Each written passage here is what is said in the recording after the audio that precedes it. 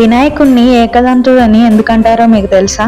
ఒక రోజు కైలాసంలో శివుడు పార్వతి విశ్రాంతి తీసుకుని ఒకరితో మరొకరు మాట్లాడుకుంటూ ఏకాంతంగా ఉంటారు. అదే సమయంలో వినాయకుడు కైలాసంలో అక్కడే ద్వారపాలకుడిగా ఉంటాడు. అప్పుడే అక్కడికి మహావీరుడైన పరశురాముడు వచ్చాడు. లోపలికి వెళ్లబోతుండగా గణపతి వినయంగా అడ్డుకున్నాడు. తల్లిదండ్రులు విశ్రాంతిలో ఉన్నారు, ఇప్పుడు ఎవరిని లోపలికి అనుమతించలేను అని గణపతి అన్నాడు.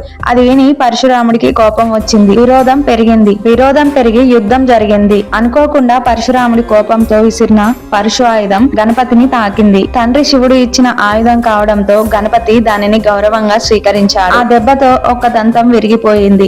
ఆ దృశ్యం చూసిన క్షణమే పరశురాముడి కోపం ఆగిపోయింది. వెంటనే అక్కడికి శివుడు పార్వతి కంగారుగా వస్తారు. వచ్చి ఆ సన్నివేశాన్ని చూస్తేనే బాధతో వినాయకుడిని దగ్గరికి తీసుకొని ఓదారుస్తుంది. పరశురాముణ్ణి భరించలేని కోపంతో పార్వతీదేవి, నా కొడుకు దంతం పోయింది, నువ్వు దాన్ని తెచ్చియగలవా అని కోపంతో పరశురాముణ్ణి తిడుతుంది. కానీ పరశురాముడు తల వంచుకొని నిలబడతాడు. అప్పటికే పార్వతీదేవి పరశురాముణ్ణి శపించాలనుకుంటుంది. కానీ పరశురాముడు మోకాళ్ళ మీద పడి పశ్చాత్తాపడి ఇలా అంటాడు. అప్పుడు పరశురాముడు గణపతి కాళ్ళ మీద పడి, నిన్ను గాయపరిచింది నా కోపం కాదు, నా అజ్ఞానం. నీవు ప్రతీకారం తీసుకోలేదు, సహనం చూపించావు, కరుణ చూపించావు. కోసం ఈ విరిగిన ఈ దంతం లోకాలకు ధర్మబోధ చేసే చిహ్నం అవుతుంది. ఇక నుంచి నిన్ను ఏకదంతుడని భువనమంతా స్మరిస్తుంది. ఒక దంతం విరిగిందని కాదు, సహనం, క్షమ, జ్ఞానం నిండిన వాడిని కాబట్టి. అది విన్న గణపతి సున్నితంగా చిరునవ్వు నవ్వాడు. ఒక్క దంతంతో ఉన్న ఆ దివ్య రూపం ప్రపంచానికి ఆదర్శంగా నిలిచింది. అలా అప్పటి నుండి గణపతిని ఏకదంతుడు అని భక్తులు ప్రేమగా పిలుస్తున్నారు. ఫ్రెండ్స్, వీడియో నచ్చితే లైక్ చేసి సబ్స్క్రైబ్ చేసుకుని జై గణేష్ అని కామెంట్ చేయండి.